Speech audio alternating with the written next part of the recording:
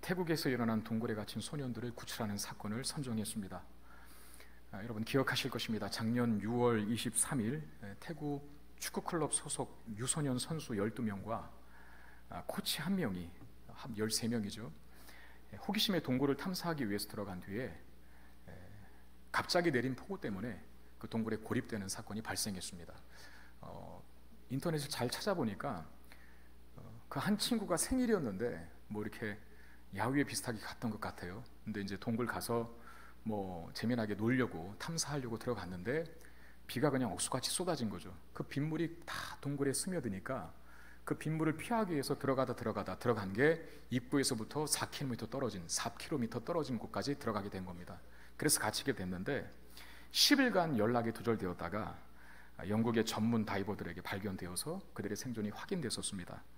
그 이후로 그들을 구조하기 위해서 많은 전 세계의 구조대원이 투입되었는데, 그리고 17일 만에 그들이 고립된 지 17일 만에 다국적 구조대에 의해서 모두 무사히 구조된 사건, 여러분들이 TV를 통해서, 뉴스를 통해서 다 보셨을 것입니다.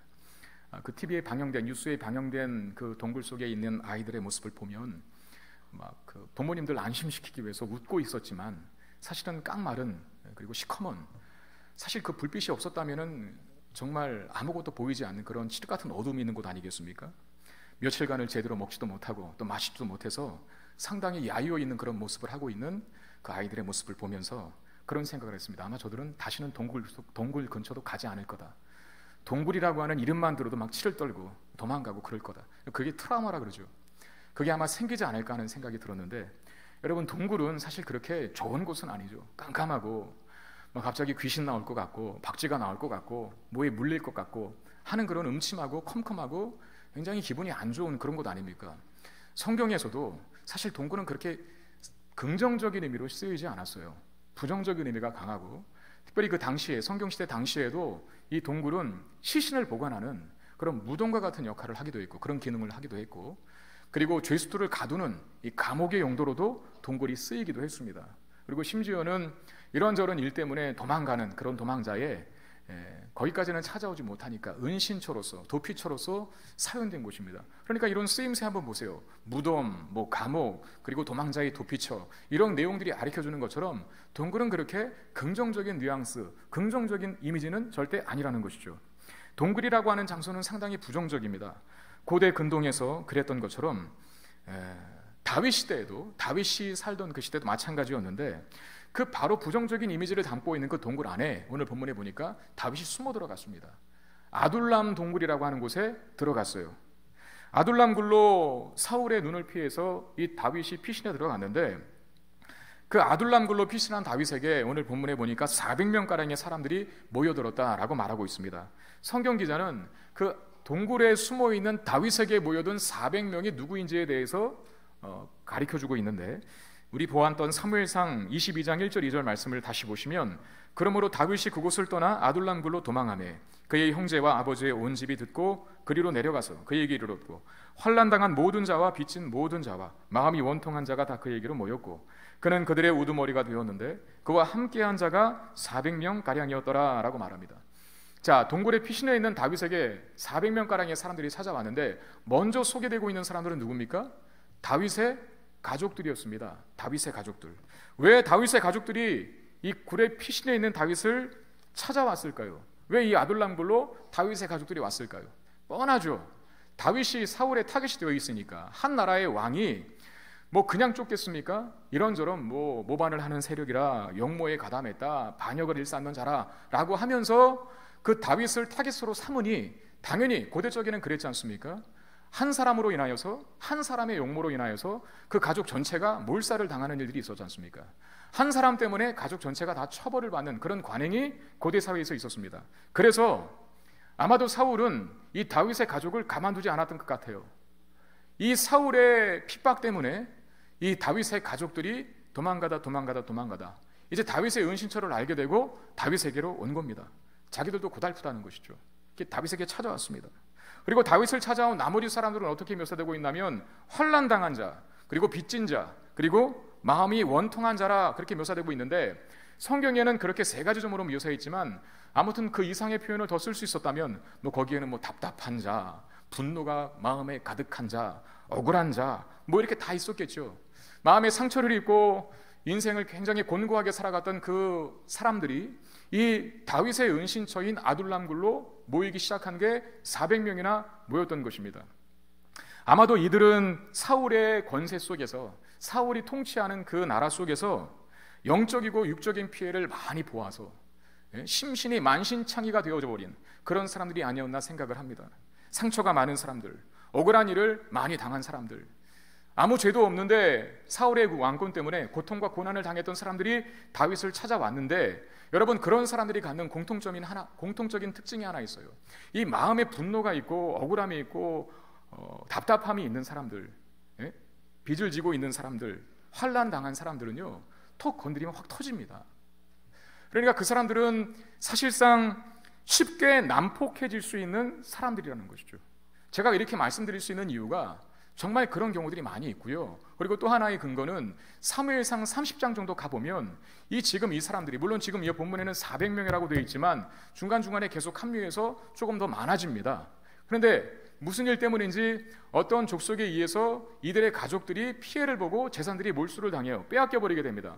그 책임을 지도자인 다윗에게, 사실 다윗이 직접적인 잘못도 없는데 그 책임을 다윗에게 이 사람들이 물어서 다윗을 돌로 쳐 죽이려고 했던 그런 사건이 사무엘상 30장에 기록되어 있습니다. 그러니까 지금 여기 아둘람 굴로 피신해온 다윗에게 몰려든 사람들은 마음이 원통한 자, 속상한 자, 답답한 자, 울분으로 가득한 자거든요. 이런 사람들은 턱 건들면은 그게 확 터져버린다는 것이죠. 그러니까 사실상 다윗에게 모인 이 사람들은 어쩌면 다윗에게 그렇게 큰 도움이 될 만한 사람들은 아니죠. 중심부에 있었던 사람들이 아니라 변두리로 쫓겨난 사람들, 소외된 자들, 분노가 가득한 자들, 그런 사람들이었다는 것입니다. 어쩌면 도움이 안 되는 정도가 아니라 다윗의 생애 속에서 짐이 될 수도 있는 그런 대상들이었다는 겁니다. 그럼에도 다윗은 그들을 어떻게 대하는지 22장 2절 하반절에는 그렇게 되어 있습니다. 그는 그들의 우두머리가 되었다라고 말합니다. 그러니까 다윗이 그들을 원통한 자, 억울한 자, 마음의 울분과 분노로 채워진 자를 몰아내지 아니하고 피하지 아니하고 거부하지 아니하고 다 받아주었다는 거예요. 받아주어서 그들을 지도하는 지도자가 되었다는 겁니다. 아둘람 동굴로 다윗이 도망갔다 했는데 그 아둘람이라고 하는 말의 뜻이 피난처라고 하는 뜻입니다. 그야말로 다윗이 이 모든 사람들의 피난처가 되어주었다는 것이죠. 이런 내용을 통해서 여러분 무엇이 보이십니까? 비로소 다윗이 이스라엘을 이끌어갈 목자다운 왕으로서 변화되고 있다는 것을 확인하셔야 합니다. 목자다운 왕, 하나님께서 사울을 폐위하시고 다윗을 왕으로 세우려고 하시는 이유는 사울이 아닌 또 다른 사람에게 왕관을 씌우고자 하는 그 목적만 있는 것이 아닙니다. 하나님은 사울을 폐위하시고 자기의 마음에 합한 왕을 세우기를 원하셨죠. 하나님 마음에 합한 왕은 하나님의 마음과 뜻을 잘 헤아릴 수 있는 왕이어야 합니다. 다윗 시편 23편에 그렇게 고백했어요. 여호와는 나의 목자시니, 여호와는 나의 목자시니.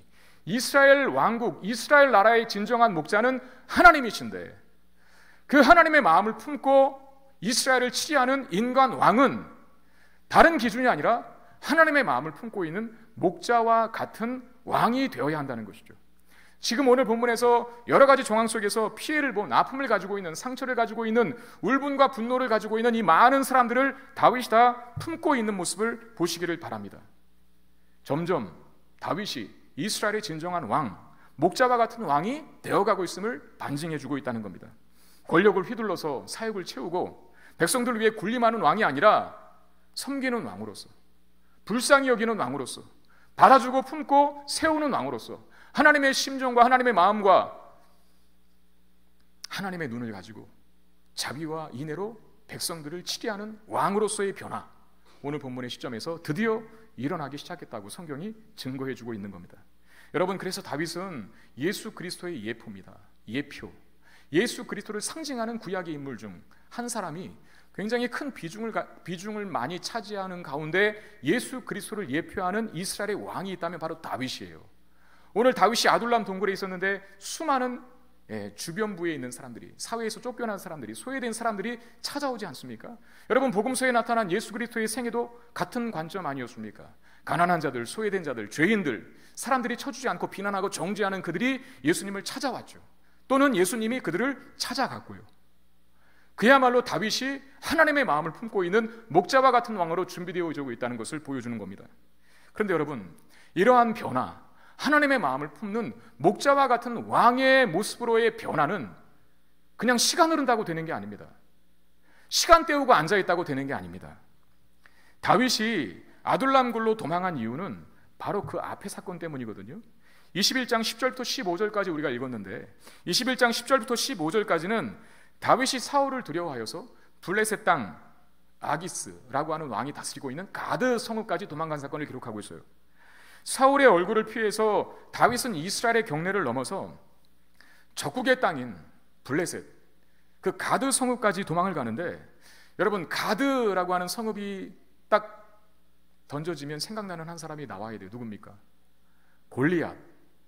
골리앗이, 다윗이 목을 베어 이긴 그 골리앗이 바로 고향이 가드예요. 그 땅까지 다윗이 숨어 들었어요.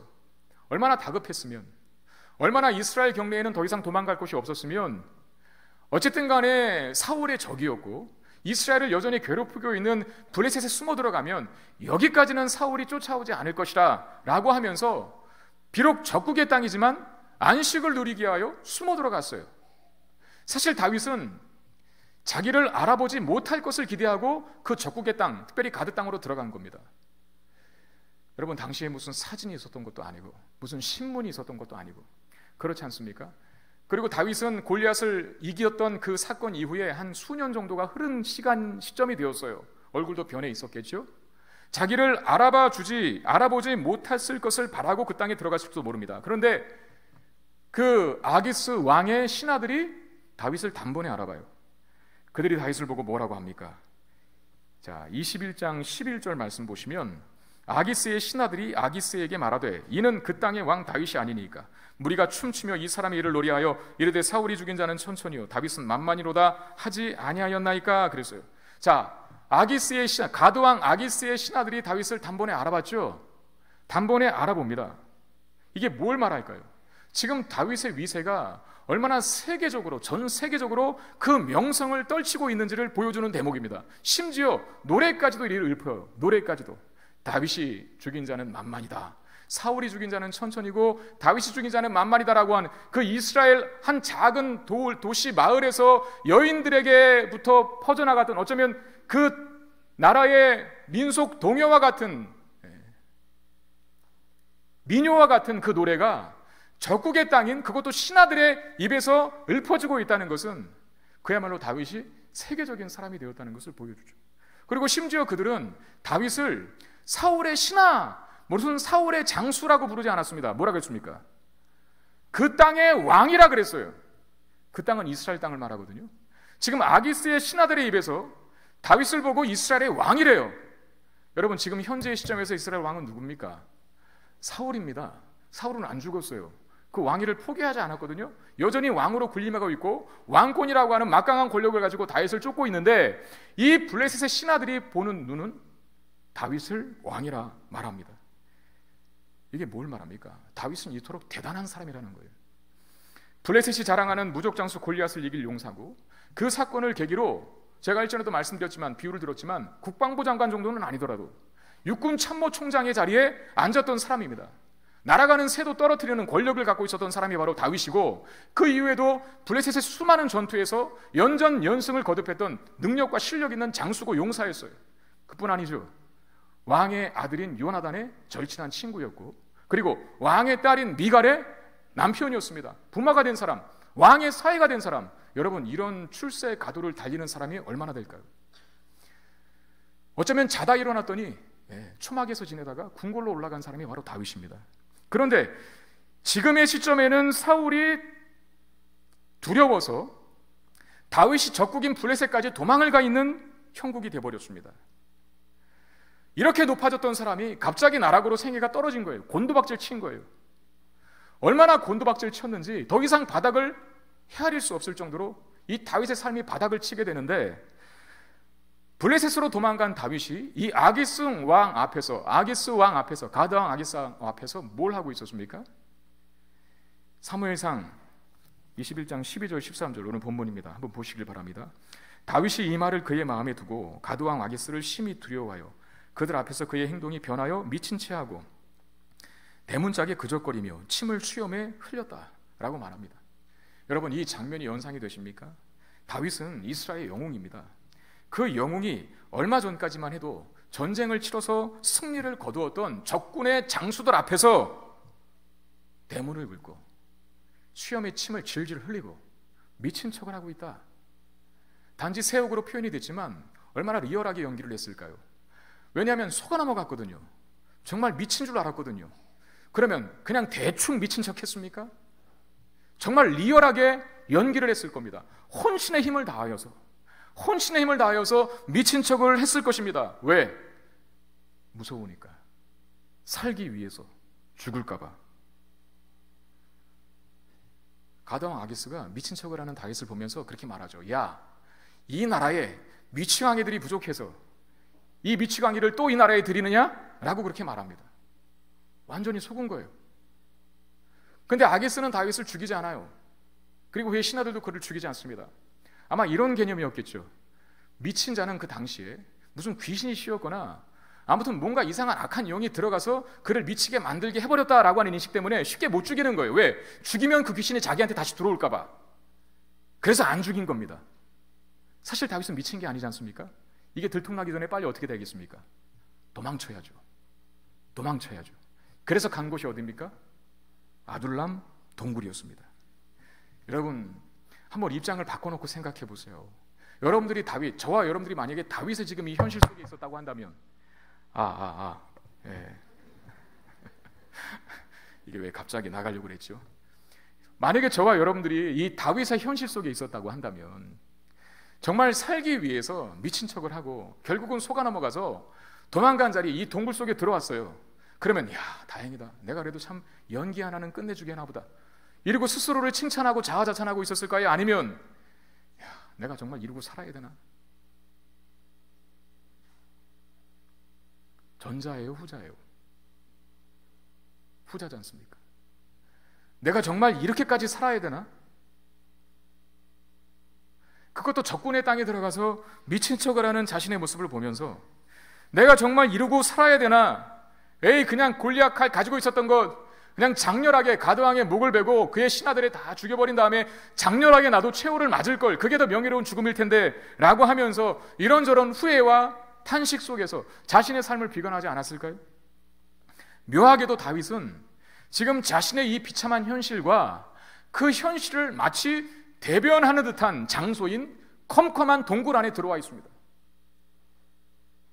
여러분, 동굴은 결코 아름답지 않지 않습니까? 어두운 곳이고 냄새나는 곳이고 음침하기까지 합니다. 그래서 무덤으로, 감옥으로, 도망자들의 은신처로 사용된 곳이 동굴이었어요. 얼마 전까지만 해도 왕궁에 있었던 다윗입니다. 가장 높은 자리에 있던 사람이 가장 밑바닥까지 곤두박질 치는데 그 곤두박질 친 자리가 결국 어디였냐면 동굴이었다는 거예요. 동굴. 더 이상 낮아질 자리가 없는 곳, 아무도 곁에 있지 않는 곳, 캄캄한 곳, 미래도 어떤 희망도 보이지 않는 컴컴한 시커먼 것이 가득한 곳, 그곳이 동굴이죠.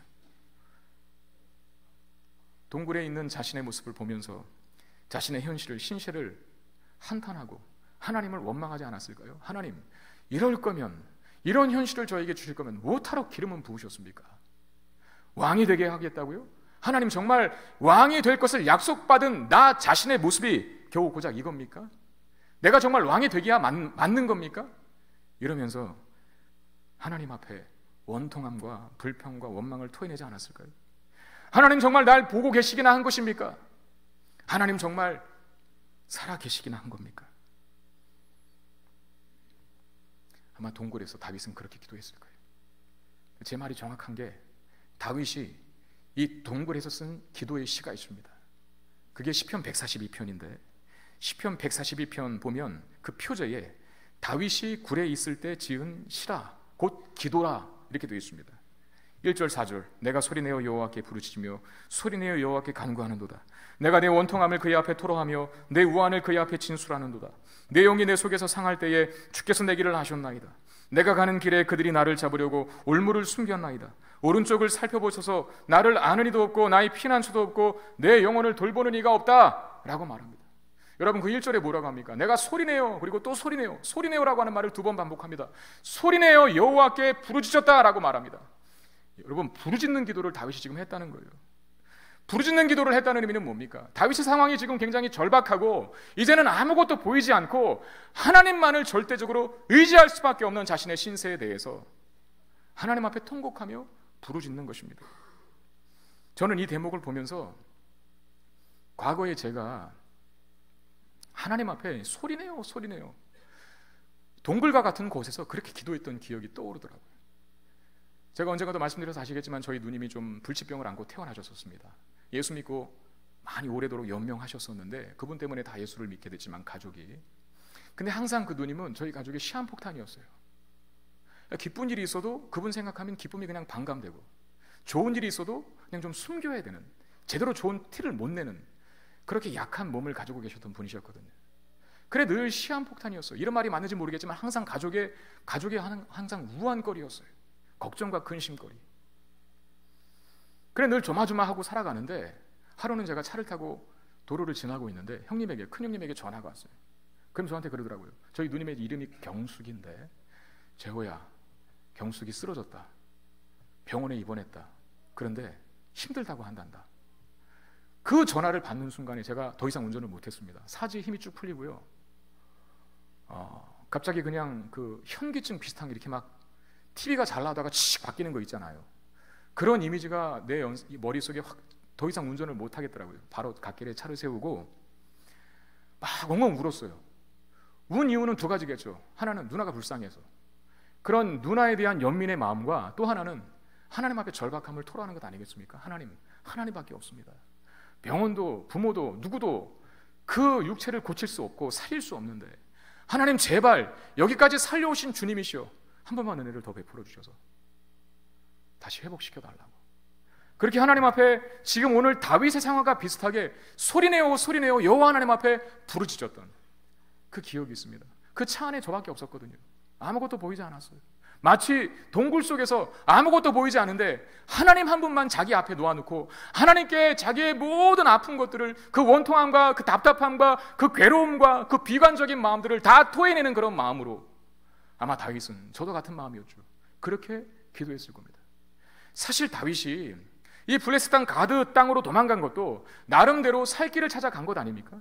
여기까지는 사울이 못 쫓아오겠지 하고 구원과 어떤 희망을 갖고 그 적국의 땅에 몸을 담게 된 거예요. 그런데 구원은커녕 아주 처절하고 수치스럽고 비참한 경험만 하고 돌아와요. 왜? 미친 척을 해야 했기 때문에. 그리고 도망간 동굴 속에서 다윗은 이 완전한 어둠 속에서 비로소 살아계신 하나님을 만나게 됩니다. 그러니까 여러분, 우리 인생에 광야가 올 수 있고 또 동굴이 올 수 있는데 그 광야와 동굴이 주는 유일하고 어쩌면 가장 값진 유익은 뭐겠습니까? 결국은 그 자리에서 하나님 앞에 목 놓아 간절히 부르짖게 되고, 우리가 언제 어떤 문제 때문에 하나님 앞에 간절히 부르짖을까요? 정말 다른 것 아무것도 없고 하나님만이 나의 유일한 희망입니다라고 외쳐 부르짖었던 기도했던 기도의 시간이 우리에게 언제 있었나요? 근데 그런 광야나 동굴이 아니면 그런 부르짖는 기도가 잘 안 나와요. 근데 그게 유익이라는 거예요.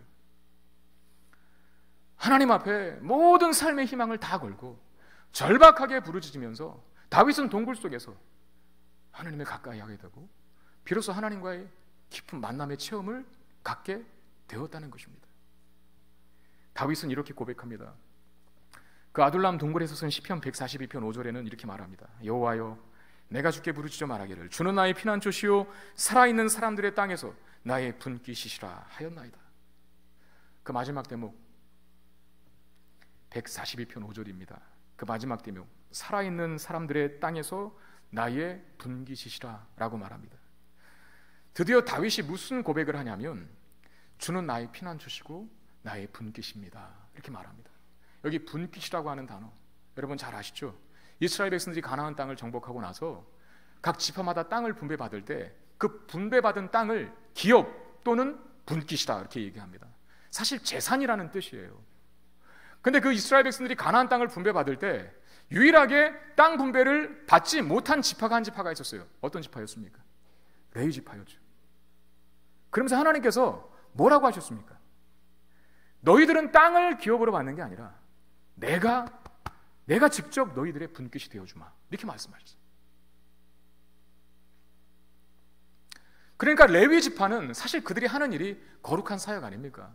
성전을 섬기고 율법을 가리키는 일. 그러니까 그들의 영혼과 삶에는 항상 하나님이 가까이 계셔야 하고, 그야말로 레위 지파는 그 어떤 지파보다도 세상과 나는 간고도 없고 구속한 주님만 봐야 할 그런 지파가 레위 지파였어요. 레위 지파는 툭 건들면 하나님 나올 정도로 목구멍까지 하나님으로 채워진 사람들이 레위 지파였습니다. 근데 지금 다윗이 레위 지파가 하는 고백을 하고 있어요. 여호와께서 나의 분깃입니다. 다윗은 레위 지파가 아닙니다. 유다 지파 사람입니다. 그럼에도 불구하고 레위 지파가 고백하는 그 고백을 하는 이유는 뭡니까? 지금 이 아둘람 동굴에서 다윗은 드디어 하나님으로 가득 채워진 인생이 되었다는 거예요. 하나님으로. 왜 다윗에게 이런 광야가 주어지는지, 왜 이런 인생의 동굴이 다윗에게 주어지는지 우리는 이제 압니다. 하나님은 다윗을 준비시키고 계신 것이었습니다. 하나님은 다윗을 이스라엘의 왕으로, 하나님 마음에 합한 왕으로, 목자와 같은 왕으로 만드시기 위하여 그의 그릇을 만들어가고 계신 것이었습니다. 그러나 그 그릇은 시간만 때운다고 만들어지는 것이 아니기에 광야로 보내시고 또 동굴로 보내신 것입니다. 어떤 학자는 그렇게 말해요. 사울과 다윗을 비교하는데, 여러분, 사울이 이스라엘의 1대 왕이었고 초대 왕이었고 두 번째가 다윗 아니었습니까? 근데 사실 객관적으로 보면 다윗이 훨씬 더 조건이 좋아요. 아니, 사울이 훨씬 더 조건이 좋아요. 키도 크고 가문도 좋고 뭐 잘 살았고 리더십도 있고 겸손까지 했었어요, 처음에 출발할 때. 그런데 사울은 폐위되고 다윗은 목동 출신이었고 가족에서 그렇게 인정받지 못했던 사람이었음에도 불구하고 이스라엘의 손왕으로, 다윗의 길로 왕들이 행해라 라고 할 정도로 그 왕의 모범적인 표본의 길을 걷게 된 왕으로서 쓰임받을 수 있었던 이유는 뭡니까? 이 두 사람의 차이가 뭐겠습니까? 사울과 다윗의 차이. 어떤 학자는 그렇게 말해요. 사울에게는 광야와 동굴이 없었다. 그러나 다윗에게는 광야도 있었고 동굴도 있었다. 이게 이 두 사람을 극명하게 대비되는 결과를 만들어낸 원인이라 그렇게 말합니다. 여러분, 맞습니다. 다윗은 지금 하나님께서 쓰시기에 합당한 그릇으로 준비되어 가고 있는 겁니다. 그 준비가 뭡니까? 광야에서만 알 수 있어요. 동굴에서만 알 수 있어요. 그게 뭘까요? 자신이 얼마나 하나님 없이는 안 되는 존재인지를.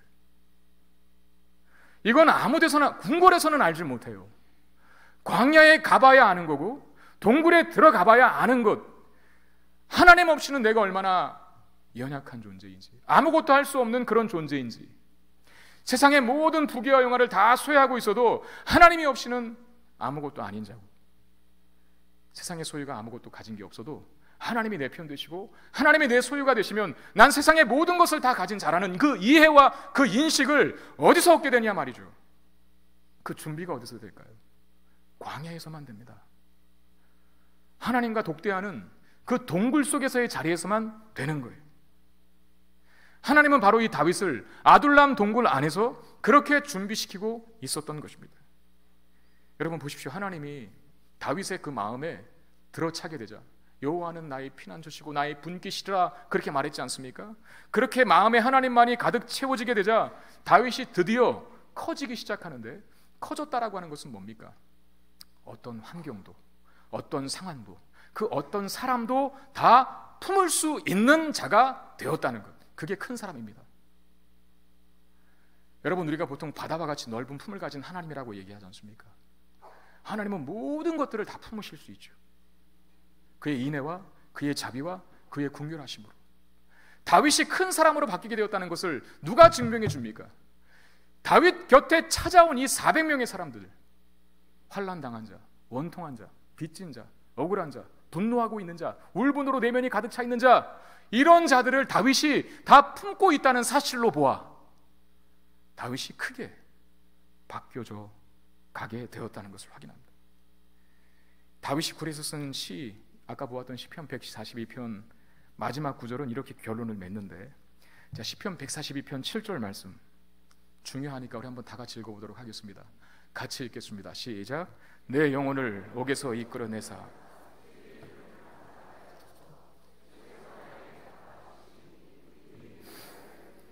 이러고 끝나요. 이게 아둘람굴에서 한 기도의 마지막입니다. 주께서, 의인들이 나를 두르리이다. 주경 신학자들은 보면 그 의인들이 누굴까? 다윗을 두른 의인들이 누굴까? 2차적으로는 이 아둘람 동굴로 찾아온 이 400명의 사람들이라고 생각해요. 그렇게 봅니다. 근데 여러분 참 희한하죠. 그들은 의인들이 아니거든요. 소외된 자, 쫓겨난 자, 마음의 울분과 원망을 가득 차고 있는 자가 왜 의인이 될까요? 왜 다윗은 그들을 의인이라 만들었을까요? 여러분 한번 이렇게 생각해 보시길 바랍니다. 우리가 살다 보면 직장 생활할 때나 또는 학교 생활할 때나 또는 가정을 꾸려갈 때 참 내 마음에 들지 않는 구석들이 얼마나 많습니까? 참 요거는 없었으면 좋겠다. 때로는 이 사람은 참 안 만났으면 참 좋을 사람인데 하는 대상이나 하는 상황이 우리에게 주어질 수 있거든요. 근데 사실 여러분 생각해 보세요. 하나님께서 우리에게 필요하지 않는 자리에 보내신 적은 없습니다. 또 하나님께서 우리에게 쓸모없는 사람을 곁에 두시진 않습니다. 다만 내 판단에는 그게 필요 없는 환경이었고 나를 힘들게 하는 사람이었을 뿐이지 하나님은 나의 인생을 빚어가고 만들어 가시기 위하여 그 못과 같이 생긴 사람, 철심과 같이 생긴 환경을 나에게 허락해 놓으시고 심어 놓으세요. 결국 내가 싫어하는 그 환경 때문에, 내가 보기 싫어하는 그 사람 때문에 사실은 내가 만들어져 가는 거죠. 다윗이 그걸 안 겁니다. 다윗이 커졌다는 것을 400명의 사람들을 품는 것을 봄을 통하여 확인받는 동시에 그 사람들 때문에 다윗이 단련되어져 가요. 다루기 힘든 사람들, 컨트롤하기 참 어려운 대상들. 근데 그들 때문에 다윗이 인내하는 법을 배우고 그들 때문에 다윗이 하나님을 더 간절히 의지하고 신뢰하는 법을 배워요. 그래서 나를 두르는 의인들이라 그렇게 말하고 있는 것입니다. 여러분 한번 생각해 보시길 바랍니다. 미친 채 하던 곳, 블레셋 가드 땅, 그리고 아둘람 동굴, 어쩌면 인생의 가장 그늘진 곳이고 어두운 곳이고 내가 정말 머릿속에 내 기억들을 지울 수 있는 장치가 있다면 가장 1순위로 지워버리고 싶은 그야말로 흑역사 아니겠습니까? 근데 하나님은 다윗을 그런 자리에서 빚어가시고 만들어 간 것입니다. 여러분들에게 묻겠습니다. 여러분들의 아둘람 굴은 어디입니까?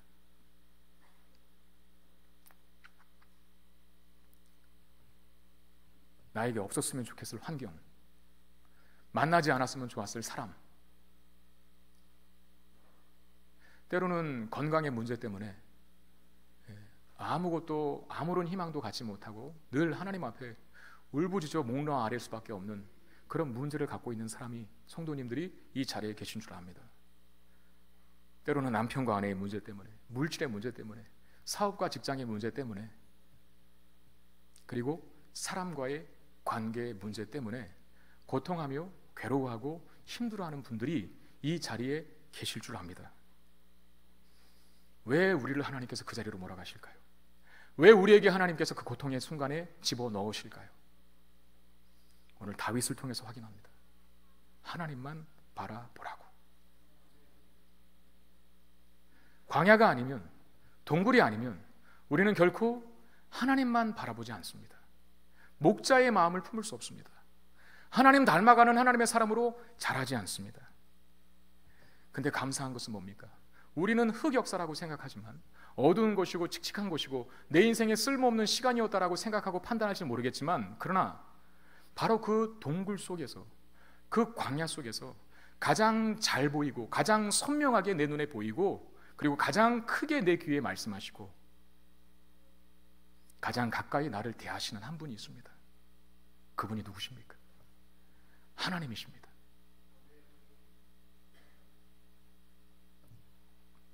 우리는 바로 그 아둘람 동굴에서, 광야에서 하나님을 깊이 만나게 될 것이고, 그런 우리는 더 크고 더 강해지고 더 견고해지게 될 것입니다.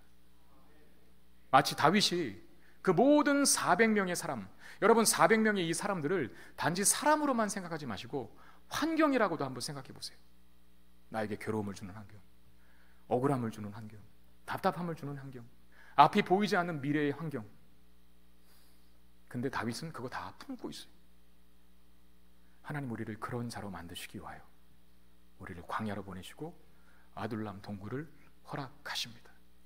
여러분 이 사실을 믿는 믿음 가지셔서 우리의 삶에 펼쳐지는 모든 환경들, 그게 바로 광야라 할지라도 아둘람 동굴이라 할지라도 그곳에서 나를 빚고 만드셔서 강하고 견고하게 세우실 하나님을 기대하는 마음으로 불평과 원망이 아니라 감사와 찬양으로 나아가실 수 있는 저와 여러분들이 되시기를 주의 이름으로 축원드립니다.